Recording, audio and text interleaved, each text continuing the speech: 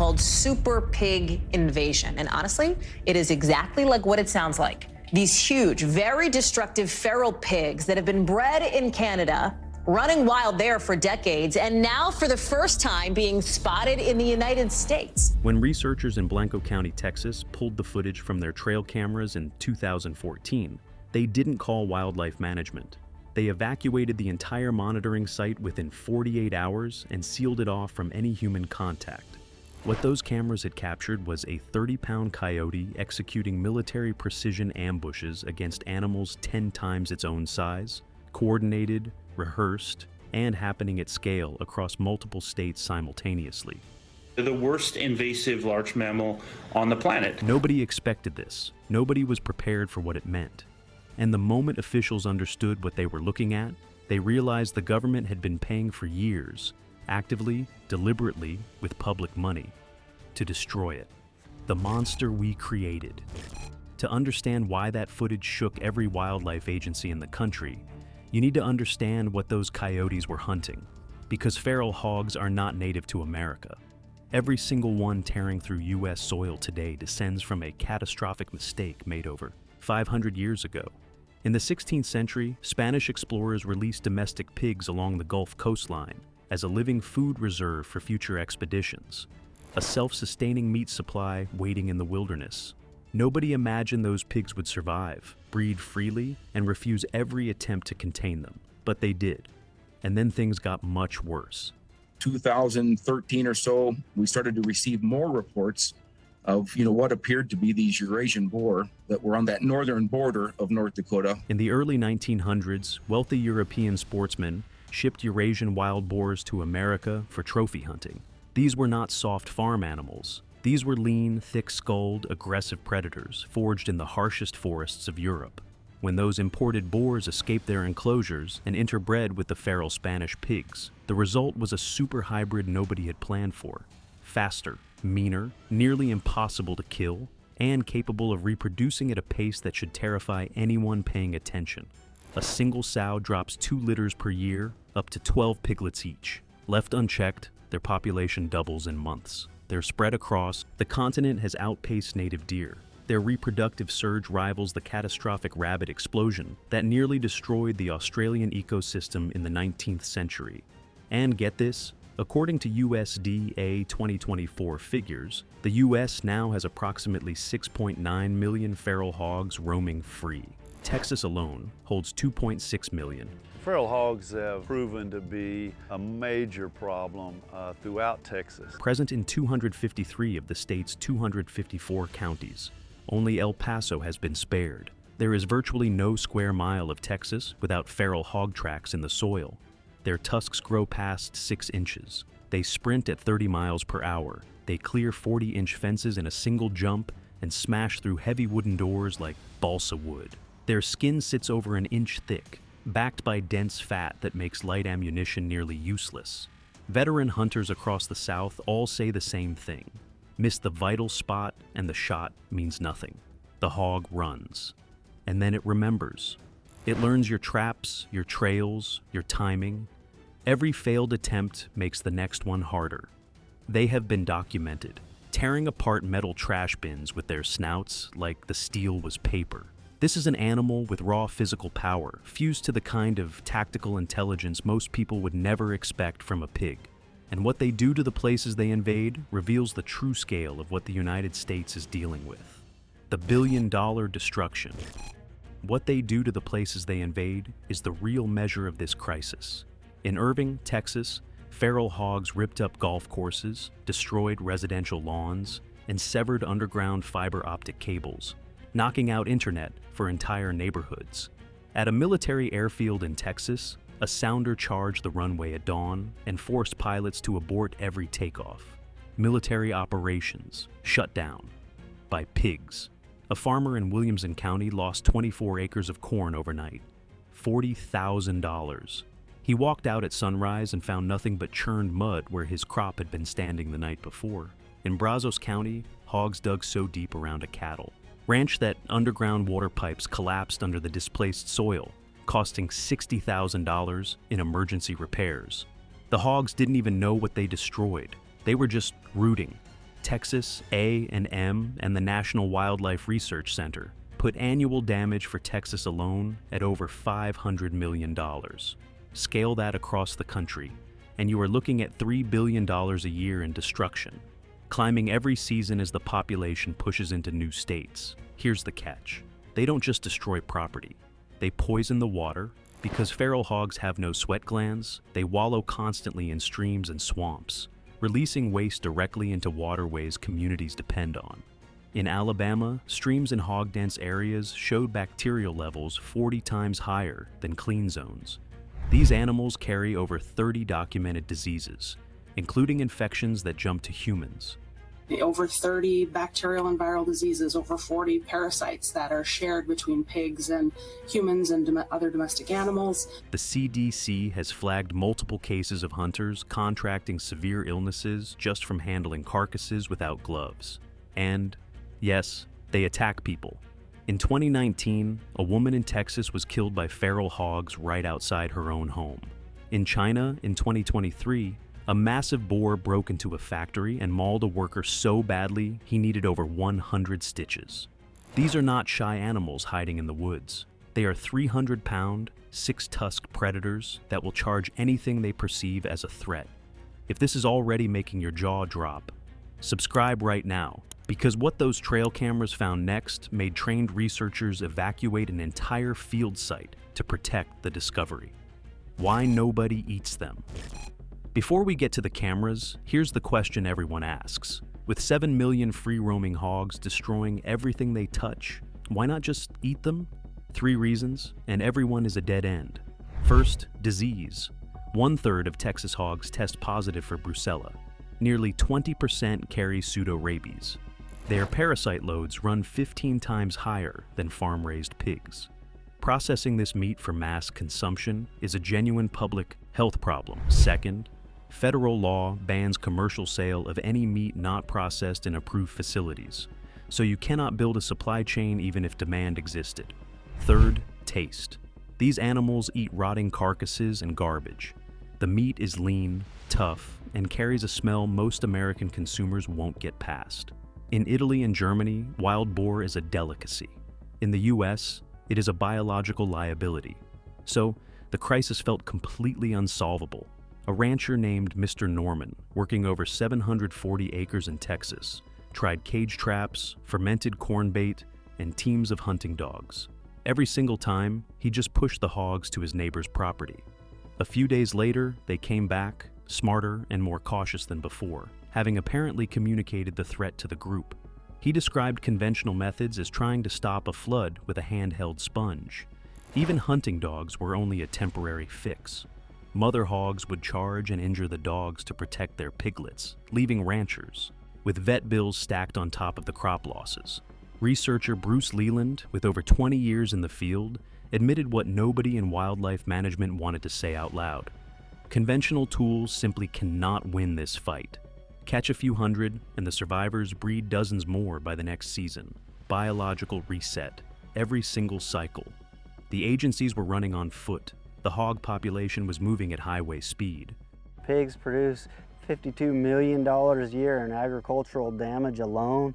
Those estimates go way higher than that whenever we start talking about all of the damage that is incurred annually. But what was happening in the brush of Blanco County was about to change the entire war.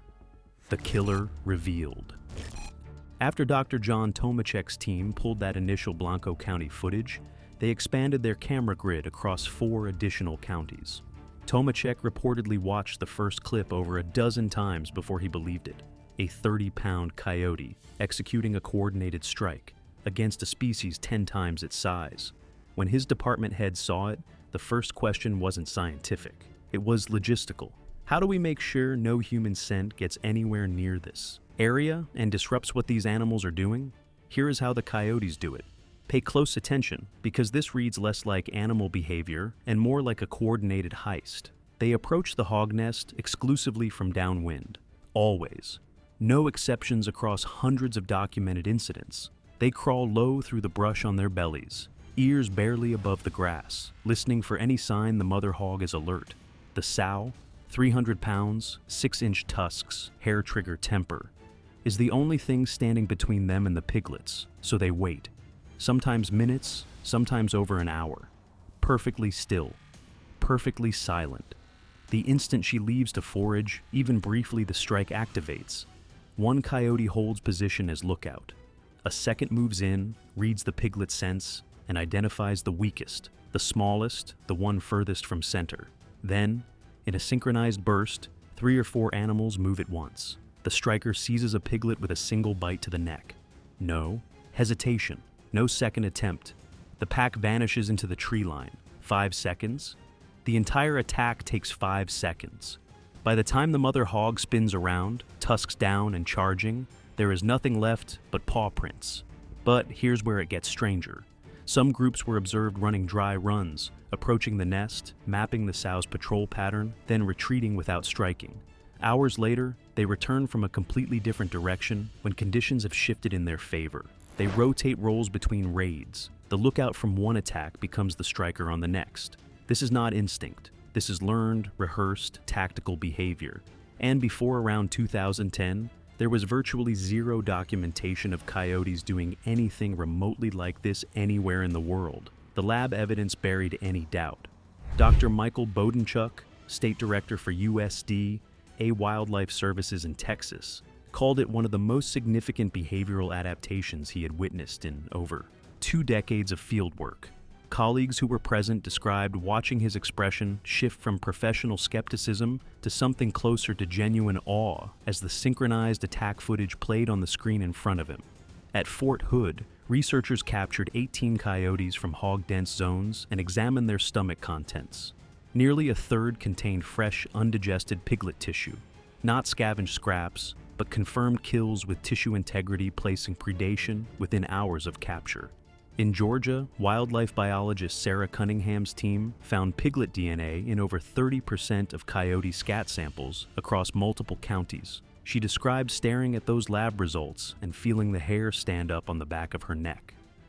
By preying on piglets, coyotes quietly help maintain balance in this fragile ecosystem. Coyotes weren't scavenging. They were systematically hunting the next generation of feral hogs, and doing it at a scale nobody had thought possible for a 30-pound predator. Nature's secret weapon. Ecologists believe coyotes were forced into this evolution by human pressure on their traditional food sources. As small game declined across the South and development pushed deeper into their habitat, the massive surplus of feral hog piglets became the single most available protein source on the landscape. The coyotes didn't just adapt, they specialized. They restructured their entire social behavior around a prey species that previously would have been considered completely off limits for an animal their size. They shifted their daily schedules from nighttime hunting to striking at early dawn. And that timing is not random. Early dawn is exactly when mother hogs are most physically exhausted after a full night of rooting. Their reaction time is slower, their awareness is dulled, their ability to detect an approaching predator drops measurably. The coyotes identified this vulnerability and began exploiting it with surgical precision, every single morning across hog-dense counties spanning multiple states. And the numbers prove it was working on a scale nobody had anticipated. In Texas, the rate of piglet losses to coyote predation doubled over a decade. In parts of Oklahoma and Georgia, documented feral hog populations dropped by 20%. In East Texas, over 30% of piglets vanished every season. And nearly all of those losses mapped directly onto areas with the highest coyote density. For the first time in decades, something was genuinely slowing the hog explosion across multiple states. At zero cost to taxpayers, here is where the story turns. Because while nature was handing every affected state this solution for free, the people responsible for managing the land were actively paying to destroy it. The betrayal. From 2017 to 2020, multiple states ran coyote bounty programs, up to $75 for every coyote brought in dead. Ranchers lined up. Recreational hunters treated it like a weekend sport. Tens of thousands of coyotes were eliminated across the South under the assumption that fewer coyotes meant safer livestock and fewer problems. It seemed logical. It was a catastrophe. Nobody in any wildlife office cross-referenced coyote removal rates with feral hog population data. Nobody stopped to ask the one question that should have been mandatory before the first bounty was posted. What happens to hog numbers when you systematically remove the only predator keeping piglet survival in check? The answer hit like a freight train. In one Texas county where the coyote population was cut by over 60%, the feral hog population tripled in 3 years. Tripled. Every piglet a coyote would have intercepted, hundreds, maybe thousands per season, survived to adulthood, bred freely, and produced its own massive litters. Farms that had seen declining hog damage for years got hit worse than they ever had before. Once they do this, turns the roots up and it doesn't grow back. The crisis that had been quietly stabilizing across coyote-dense regions detonated again in every single area where the coyote population had been gutted. The pattern was unmistakable, and it had been entirely self-inflicted.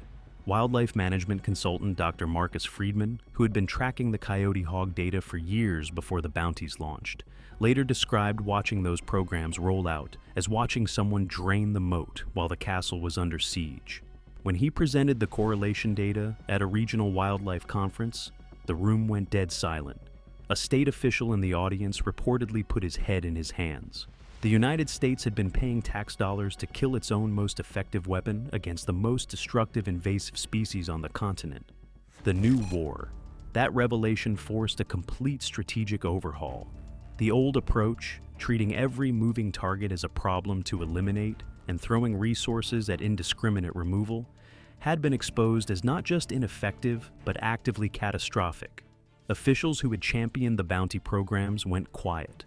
What replaced their strategy was built on a completely different logic. Authorities poured resources into what people now call the smart trap revolution. These are not wooden cages. These are precision enclosures equipped with infrared cameras, solar panels, and phone app connectivity. A farmer watches a live feed from his couch and waits until an entire sounder is inside before pressing one button to drop the gate. This matters because of hog intelligence. Capture only part of a group, and the survivors immediately learn to avoid that style of trap. And they pass that knowledge to other animals. Smart traps eliminate 30 to 40 animals in a single drop, leaving no survivors to spread the warning. The best operators condition the hogs first, leaving trapdoors open for 2 full weeks, distributing free corn every night until the hogs have decided the enclosure is a safe feeding ground. Once they've brought their entire family and fully dropped their guard, the farmer closes the gate.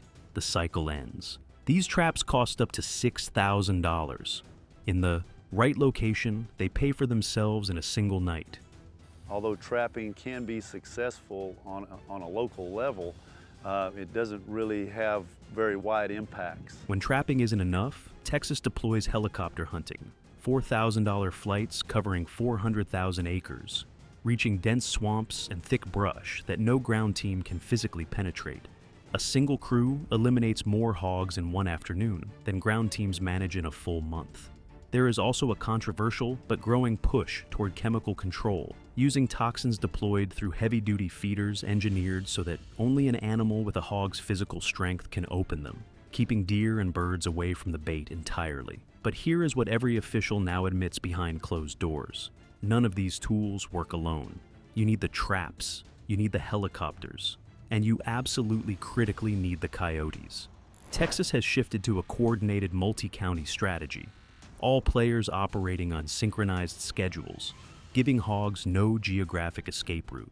In Atascosa County, annual losses dropped from 600, destroyed acres of corn to nearly 0. Farmers who spent years operating under constant financial dread are now expanding operations and investing in their land for the first time in a generation. The hog control industry is now worth hundreds of millions of dollars. The Texas model is being studied by wildlife officials in Australia and New Zealand, facing their own escalating invasive species crises. But the most powerful lesson from all of this is not about technology. It is about the coyotes. We spent decades trying to eliminate the one animal that was already solving the problem we couldn't fix ourselves. We poisoned it, trapped it, and paid cash bounties on it while it was quietly running the most effective natural populations control operation in modern American ecological history. We called it a pest. It was a partner. Nature had engineered a solution over thousands of years of coevolution and offered it for free. We were too committed to fighting the natural order to notice it had been fighting alongside us the entire time. The disappearance of hogs across those monitored regions was never a mystery. It was a message written in coyote tracks and empty nesting sites across the American South. Work with the system, or pay the price for breaking it. Because if this crisis has proven one thing, it is that breaking a natural balance is a devastatingly expensive mistake, and repairing the damage takes far more than bullets, bounties, and good intentions. The government knew coyotes were doing this work. They funded the research that proved it. So, why did they keep running bounty programs anyway? Drop your answer in the comments, and subscribe now, because the next video uncovers something even the researchers were not prepared for.